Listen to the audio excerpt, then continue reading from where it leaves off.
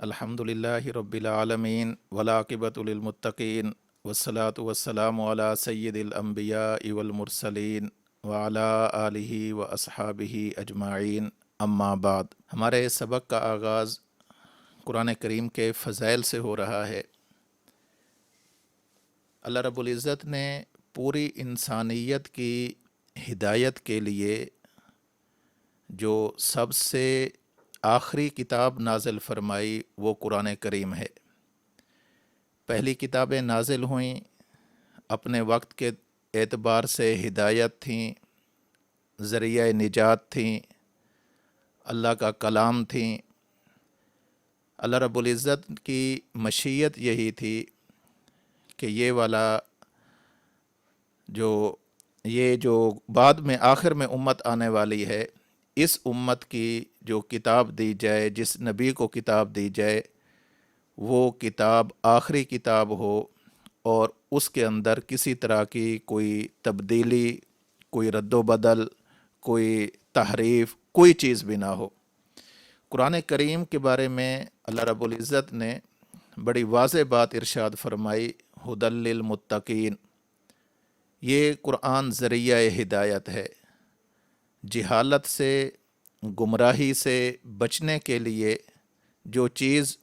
سب سے اعلیٰ درجے کی دلیل کے طور پر ہے وہ اللہ کی کتاب قرآن کریم ہے۔ اس قرآن کریم کو سمجھنے کے لیے، قرآن کریم کی مراد کو، قرآن کریم کی تفسیر کو اچھی طرح سمجھنے کے لیے چند ایسی اصولی باتیں سمجھنا بہت ضروری ہیں، جن سے قرآن کریم کو، قرآنی آیات کو، قرآنی احکام کو، قرآن میں مذکور اخلاق کو، قرآن میں مذکور عقائد کو، ان تمام چیزوں کو سمجھنا آسان ہو جاتا ہے۔ سب سے پہلے ہم آغاز کر رہے ہیں قرآن کریم کے فضائل سے۔ حضرت عثمان رضی اللہ تعالی عنہ سے مروی ہے، اللہ کے نبی صلی اللہ علیہ وسلم نے ارشاد فرمایا، خیرکم من تعلم القرآن وعلمہ۔ صحیح بخاری، باب خیرکم من تعلم القرآن وعلمہ، حدیث نمبر 5027۔ اس حدیث مبارک میں اللہ کے نبی صلی اللہ علیہ وسلم نے یہ بات ارشاد فرمائی کہ باقی بھی اچھائی کے کام موجود ہیں، نیکی کے کام موجود ہیں، لیکن ان کاموں میں سب سے بہترین کام قرآن کریم کو سمجھنا اور قرآن کریم کو سمجھانا ہے۔ اس کی وجہ کیا ہے کہ قرآن کو سمجھ لیا جائے، عقیدہ ٹھیک ہوگا، قرآن کو سمجھ لیا جائے، مسئلہ ٹھیک ہوگا، قرآن کو سمجھ لیا جائے، عبادات ٹھیک ہوں گی، قرآن کو سمجھ لیا جائے، معاملات ٹھیک ہوں گے، قرآن کریم کو سمجھ لیا جائے، انسان کے اخلاق ٹھیک ہوں گے، کیونکہ وہی اخلاق معتبر ہیں، وہی عبادات معتبر ہیں، وہی معاملات، وہی معاشرات معتبر ہیں، وہی عقائد معتبر ہیں کہ جو قرآن کریم سے سمجھ میں آتے ہیں۔ اگر قرآن کریم کسی نظریے کی مخالفت کرتا ہے اور بندہ اس نظریے کو اپنا لے، یہ ہدایت نہیں، جہالت ہوگی، یہ ہدایت نہیں، گمراہی ہوگی۔ اس لیے اللہ کے نبی صلی اللہ علیہ وسلم نے یہ بنیادی بات ارشاد فرمائی، خیرکم، تم میں سب سے بہترین انسان وہ ہے، من تعلم القرآن، جو قرآن کریم کو سیکھتا ہے، وعلمہ، اور پھر قرآن کریم کو سکھاتا ہے۔ دیکھیں، ابھی حضرت شیخ استاد محترم یہ بات ارشاد فرما رہے تھے کہ ہمارے ذمے پورا دین ہے، ہم دین کے کسی ایک جز کی بات نہیں کرتے، ہمارے عقیدہ ہے، ہمارا نظریہ ہے، ہم پورے دین کی بات کرتے ہیں۔ دلائل کی حد تک ہم پورے دین پر، دین کے ایک ایک جز پر ہم دلائل دینے کو تیار ہیں، یہ پورا دین ہمارا ہے۔ تو اللہ کے نبی صلی اللہ علیہ وسلم نے فرمایا، من تعلم القرآن، جو قرآن کریم کو سیکھتا ہے وعلمہ، اور قرآن کریم کو سکھاتا ہے۔ جب ایک چیز بندہ خود سیکھے، اس سے انسان کو فائدہ ہو، ہدایت ملے، اس پر عمل کرنے کی وجہ سے انسان کی دنیا اچھی بنے، اس پر عمل کرنے کی وجہ سے انسان کی آخرت اچھی بنے، اس پر عمل کرنے کی وجہ سے اللہ رب العزت اس شخص کو نجات دے دیں، تو پھر یہ ایسا کام ہے کہ یہ کام صرف اپنے تک محدود نہیں رکھنا چاہیے، اس میں باقی لوگوں کو بھی اپنے ساتھ شریک کرنا چاہیے۔ اس لیے اللہ کے نبی صلی اللہ علیہ وسلم نے ارشاد فرمایا، قرآن تو ہدایت ہی ہدایت ہے، قرآن تو باعث نجات ہی باعث نجات ہے، قرآن تو تمہارے عقائد کو، تمہارے مسائل کو، تمہارے عبادات کو، تمہاری معاملات کو، تمہاری معاشرات کو، تمہارے اخلاقیات کو، تمہاری روزمرہ کی جو تمہاری ضرورتیں ہیں ان کو پورا کرنے کے لیے اللہ کی طرف سے نازل شدہ کتاب ہے، اور ایسی نازل شدہ ہے جس کے بارے میں اللہ رب العزت نے یہ بات ارشاد فرمائی، انا نحن نزلنا الذکر و انا لہ لحافظون، قرآن کو نازل بھی ہم کر رہے ہیں، قرآن کی حفاظت بھی ہمارے ذمے ہے، اللہ ہی نے نازل فرمایا ہے، اللہ ہی اس کے محافظ ہیں، اسی کے اندر جو کچھ ہے وہ خیر ہی خیر ہے۔ اب اس کا پڑھنے والا بھی خیر ہوگا، اس کو پڑھانے والا بھی خیر ہوگا، اور وہ طبقہ جو قرآن کریم کی کسی حوالے سے خدمت کر رہا ہے، چاہے قرآن کریم کے الفاظ کو صحیح طور پر پڑھانے کی خدمت سر انجام دے رہا ہو، قرآن کریم میں مذکور عقائد کو بیان کرنے کی خدمت سر انجام دے رہا ہو، قرآن کریم کے الفاظ، قرآن کریم کے معانی، قرآن کریم کے مفاہیم، قرآن کریم کی تفسیر، ان چیزوں کو سمجھانے کی کوشش میں لگا ہوا ہو، وہ تمام کے تمام لوگ، وہ سارے طبقات اس حدیث کا مصداق ہیں جس میں اللہ کے رسول صلی اللہ علیہ وسلم نے ان کے بہترین ہونے کی بشارت ذکر فرمائی ہے۔ اللہ کے نبی نے فرمایا، خیرکم من تعلم القرآن وعلمہ، سب سے بہترین انسان وہ ہے جو قرآن کریم کو اچھی طرح سیکھتا ہے، سیکھے گا تبھی عمل کرے گا، اور سب سے بہترین انسان وہ ہے کہ سیکھ کر آگے لوگوں کو بھی سکھاتا ہے۔ ہم صرف اپنے تک کسی چیز کو محدود نہیں رکھتے، اور نہ ہماری اس امت کا یہ مزاج ہے۔ یہ امت دعوت و تبلیغ والی ہے، یہ امت لوگوں تک خیر کو پہنچانے والی ہے، یہ امت لوگوں کی فلاح اور بہبود کے لیے ہے، یہ امت لوگوں سے شکوک اور شبہات کو دور کرنے والی ہے، اور اس چیز کا ذریعہ اگر سب سے زیادہ اور سب سے اہم کوئی چیز بن سکتی ہے تو وہ اللہ کا کلام قرآن مجید بن سکتا ہے۔ حضرت عبداللہ بن مسعود رضی اللہ تعالی عنہ فرماتے ہیں کہ اللہ کے رسول صلی اللہ علیہ وسلم نے یہ بات ارشاد فرمائی، من قرأ حرفا من کتاب اللہ فلہ حسنۃ، قرآن کریم ایسی کتاب ہے کہ اگر کوئی بندہ اس قرآن کی تلاوت کرتا ہے، اللہ ہم سب کو توفیق نصیب فرمائے، جو بندہ اس قرآن کریم کی تلاوت کرتا ہے اور تلاوت میں صرف ایک حرف پڑھتا ہے، ایک حرف، اللہ رب العزت اس ایک حرف کے بدلے میں اسے نیکی عطا فرماتے ہیں، لیکن نیکی ایک عطا نہیں فرماتے، اللہ کے ہاں قانون کرم یہ ہے، وَالْحَسَنَةُ بِعَشْرِ أَمْثَالِهَا،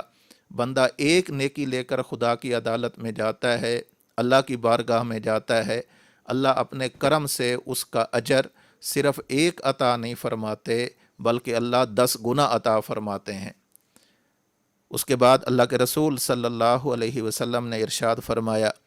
لا اقول الف لام میم حرف ولکن الف حرف ولام حرف ومیم حرف، اللہ کے رسول فرماتے ہیں میں یہ نہیں کہتا یہ جو الف لام میم یہ تمہیں یہ 3 الفاظ کا مجموعہ نظر آ رہا ہے، 3 حروف کا مجموعہ نظر آ رہا ہے، میں اس کو ایک حرف شمار نہیں کرتا،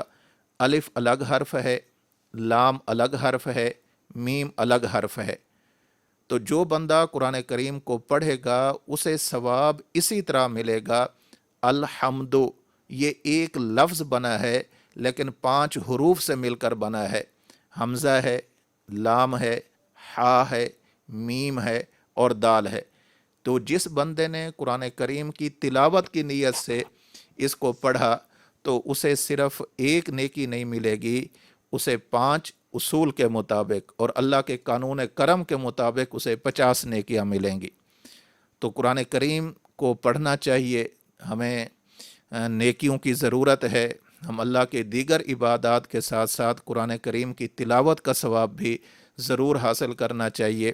ہم اہل علم ہیں، اہل علم طبقے سے وابستہ افراد ہیں،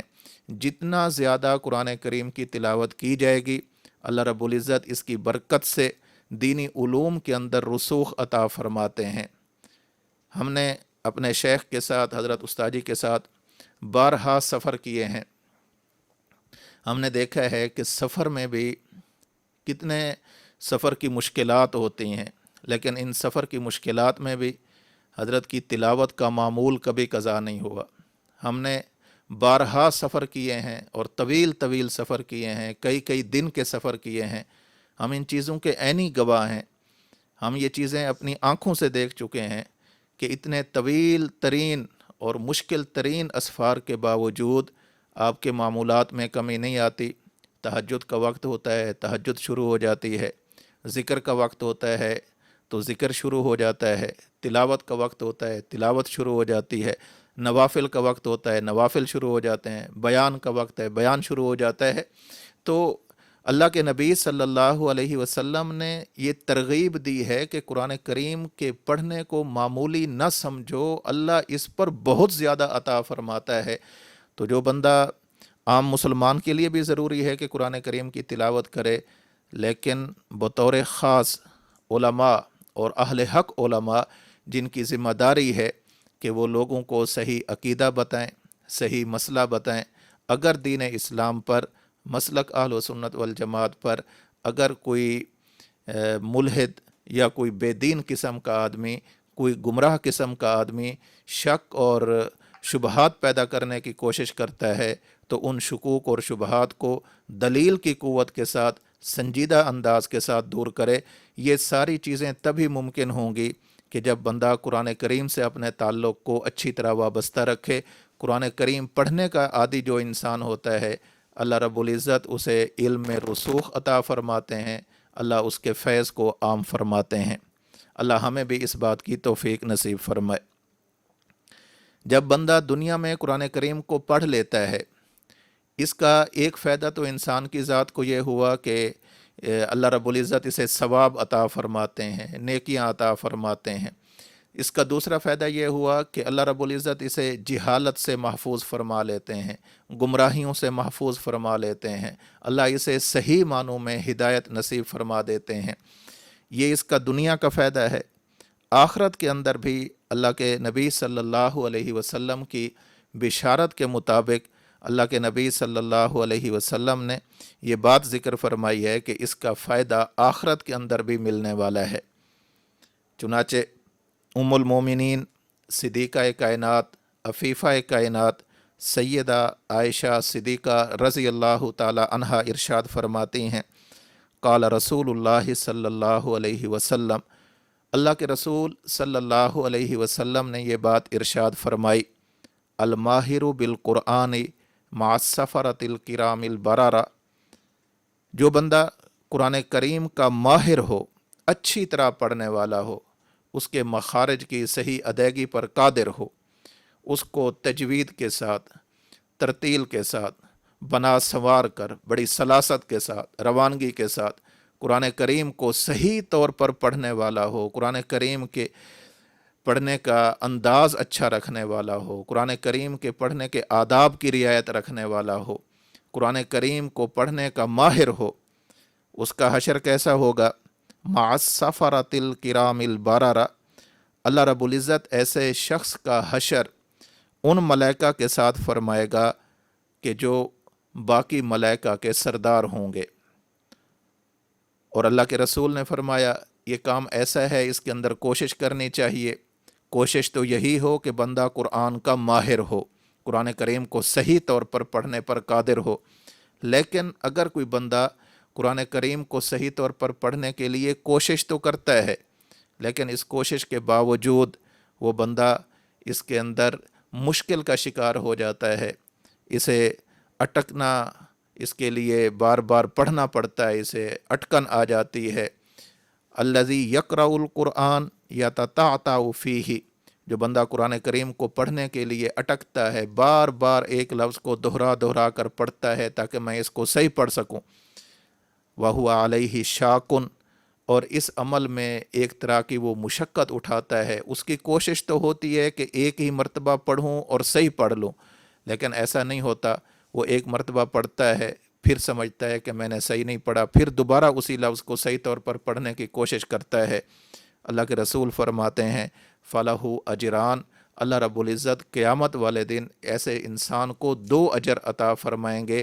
ایک تو قرآن کریم پڑھنے کا، اور دوسرا اس مشقت کو برداشت کرنے کا جو اس نے قرآن کریم کی تصحیح کے اندر اٹھائی ہے۔ اور یہ قرآن کریم ایسی چیز ہے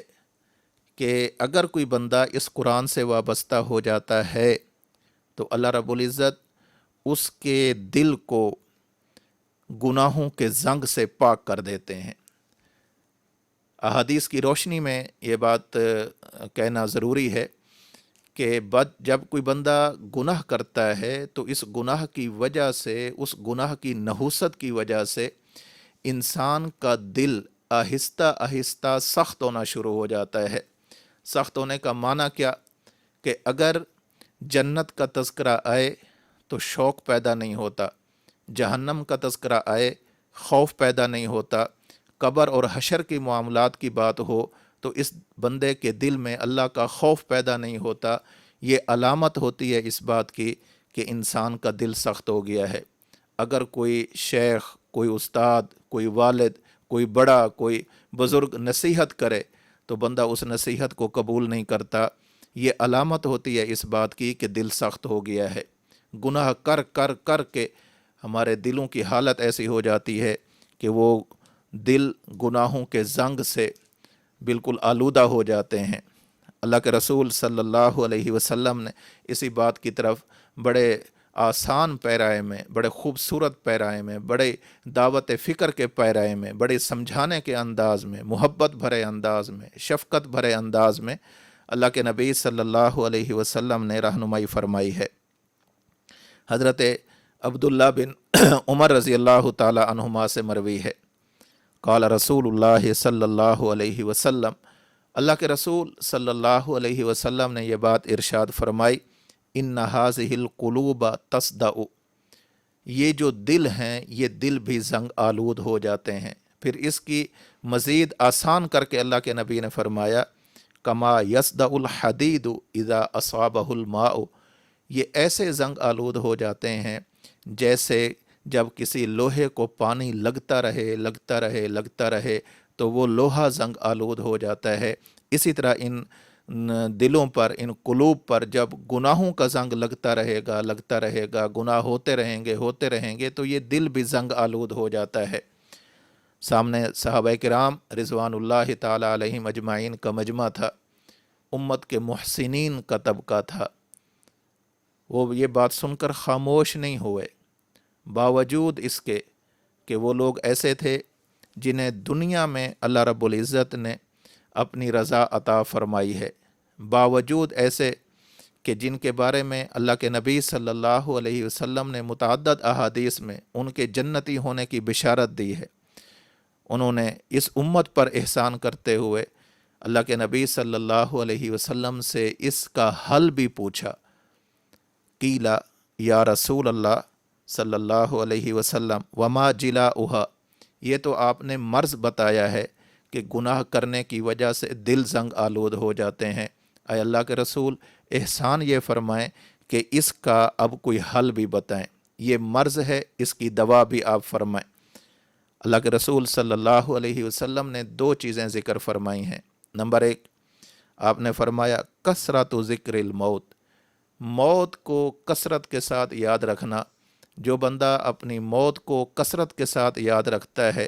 اسے ہر وقت یہ دھڑکا لگا رہتا ہے کہ آج مرا کہ ابھی مرا، آج مرا کہ کل مرا۔ جس بندے کے پیش نظر موت کا استحضار ہوتا ہے وہ بندہ گناہوں سے بچتا رہتا ہے، اس کے دل پر گناہوں کا زنگ نہیں چڑھتا۔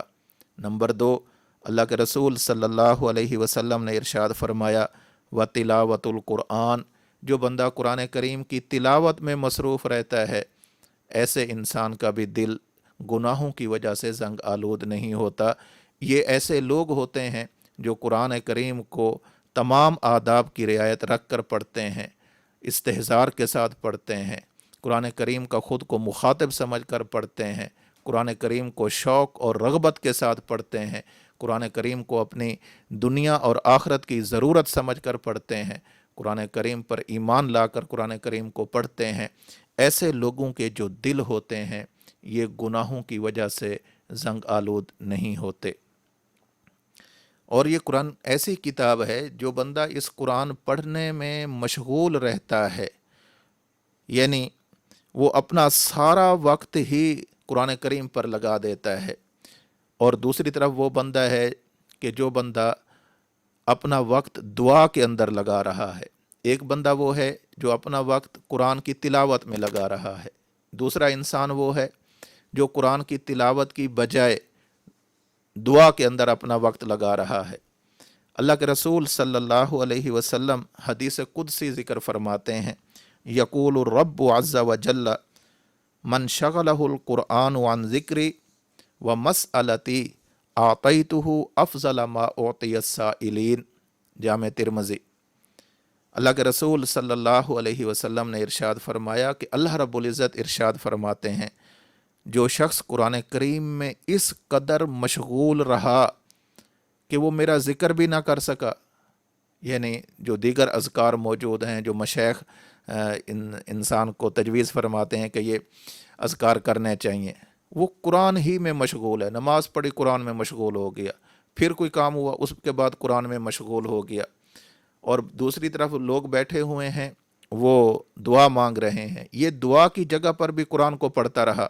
اللہ رب العزت ارشاد فرماتے ہیں تو ایسے شخص کو میں ذکر کرنے والوں اور دعائیں مانگنے والوں سے بھی زیادہ فضیلت عطا کروں گا، اس سے زیادہ چیزیں اس کو عطا کروں گا۔ کیوں؟ اس لیے کہ یہ قرآن خود ذکر ہے، انا نحن نزلنا الذکر، جب یہ بندہ قرآن پڑھ رہا ہے گویا یہ اللہ کے ذکر میں لگا ہوا ہے۔ یہ قرآن ایسی چیز ہے کہ جس کے اندر اللہ سے مانگنے کے طریقے بتائے گئے ہیں۔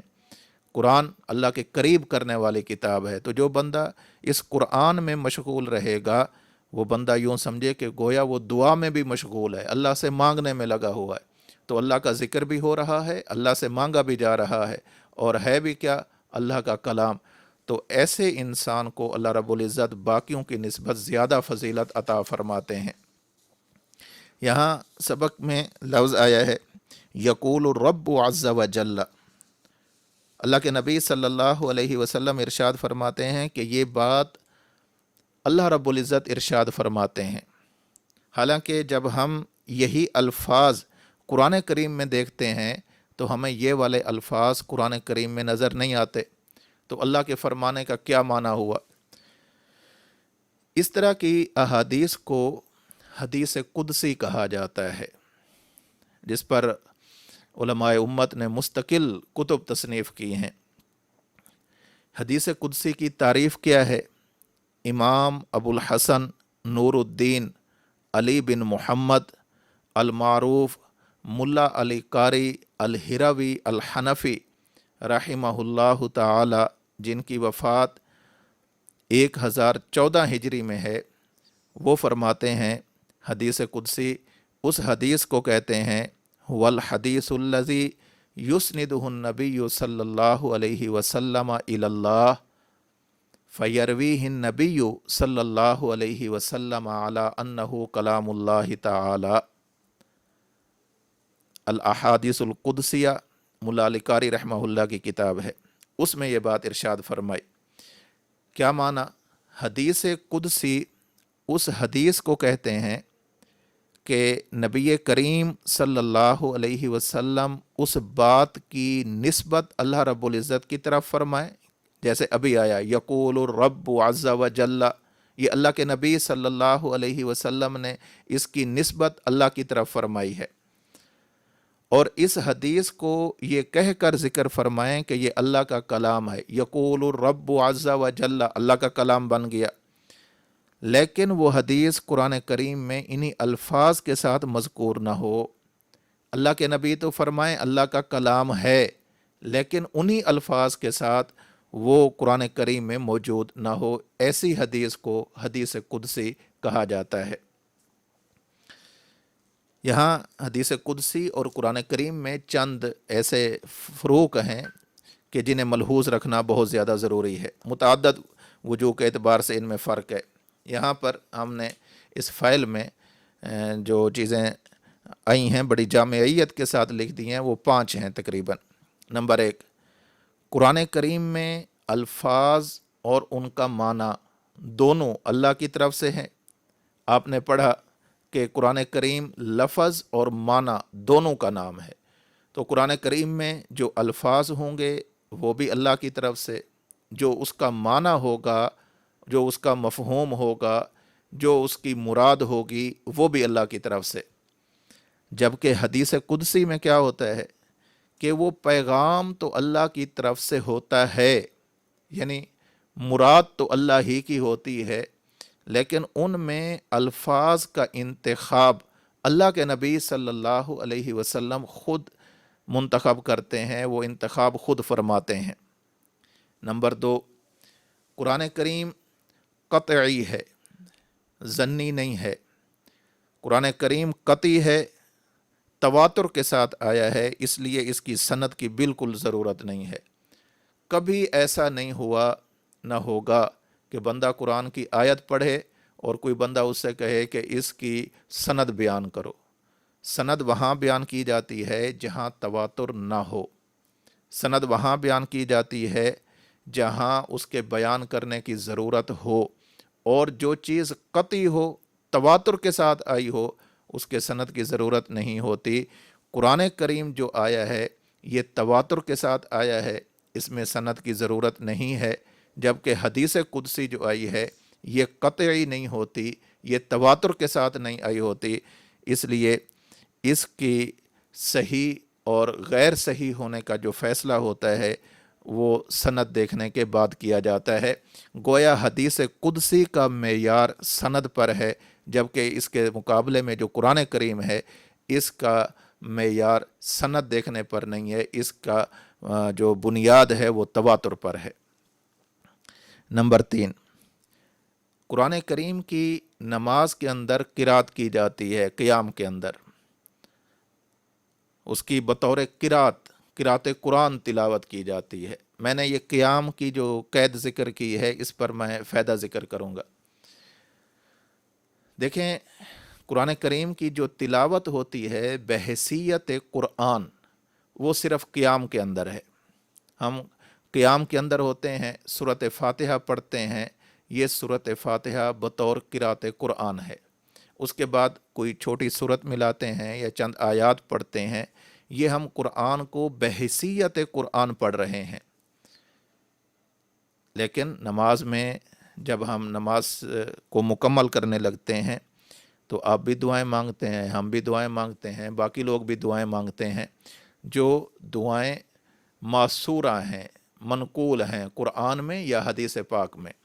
ان کو مانگا جاتا ہے، لیکن اس وقت ان کے مانگنے کے وقت وہ بطور قرات نہیں ہے، کیونکہ قرات کا محل صرف قیام ہے۔ اس وقت جو تشہد میں قرآن کریم کی میں مذکور کوئی دعا ہوگی اس کو ہم پڑھ رہے ہوں گے تو وہ بطور قرات قرآن نہیں ہے، بطور دعا ہے۔ ہم پڑھتے ہیں رب جعلنی مقیم الصلاۃ ومن ذریتی ربنا وتقبل دعا ربنا اغفر لی ولوالدی وللمؤمنین یوم یقوم الحساب۔ یہ جو ہم پڑھ رہے ہیں یہ پڑھنا بطور قرات کے نہیں ہے، یہ پڑھنا بطور دعا کے ہے۔ چونکہ ہم نے آگے بہت ساری باتیں اس پر ذکر کرنی ہیں، خصوصاً جب مسنون نماز جنازہ کا مسئلہ آئے گا اور وہ فعل پڑھائی جائے گی تو اس میں یہ بات بڑی وضاحت کے ساتھ آ جائے گی۔ سر دست اتنی بات ذہن میں رکھی جائے کہ قرآن کریم کو بحیثیت قرآن کریم اس کی تلاوت کرنا یہ نماز میں صرف قیام کے اندر ہوتا ہے۔ اس میں قرآن کریم کی تو تلاوت کی جا سکتی ہے، حدیث قدسی کی تلاوت نہیں کی جا سکتی، یہ فرق ہوتا ہے۔ حدیث قدسی کی بطور قرات قرآن تلاوت نہیں کی جا سکتی۔ نمبر 4، قرآن کریم کو بغیر طہارت کے، بغیر وضو کے، بغیر غسل کے اس کو چھونا جائز نہیں ہے۔ اگر انسان پر غسل واجب ہو تو بغیر غسل کے قرآن کریم کو ہاتھ نہیں لگا سکتے۔ اگر انسان کے لیے وضو کرنا واجب ہو جائے تو اس کو بغیر طہارت کے، بغیر وضو کے ہاتھ نہیں لگا سکتے، جبکہ حدیث قدسی کو ہاتھ لگانے کی گنجائش موجود ہے۔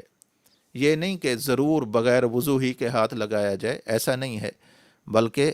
اس کو بغیر طہارت کے چھونا صرف جواز کی حد تک ہے کہ اگر کبھی کوئی ایسا معاملہ پیش آ جائے تو الفاظ موجود ہوں، ان پر ہاتھ لگ جاتا ہے، اگرچہ ادب کا تقاضا یہی ہے کہ یہاں پر الفاظ کو ہاتھ لگاتے ہوئے بھی انسان کے لیے وضو کر لینا بہتر ہے، تاہم اگر نہیں کر سکا تو اس